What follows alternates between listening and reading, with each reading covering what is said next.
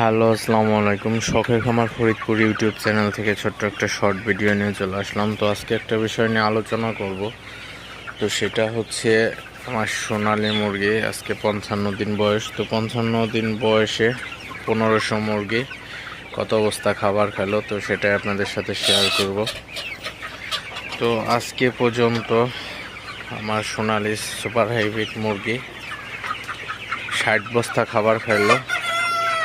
1500 মুরগিতে 60 বস্তা খাবার খেলো এবং ওজন আসলো প্রায় গড়ে কেজি চলে আসছে। তো 950-র কম নাই। তো 1 কেজি 200 গ্রামও আছে, 300 গ্রামও আছে। তো গড়ে আপনার 1 কেজি ধরা যায় আসলে। 1 কেজি ওভার আছে গড়ে। তো 60 বস্তা খাবার খেয়ে 1 কেজি ওভার 1500 মুরগি। তো আসলে ওজনটা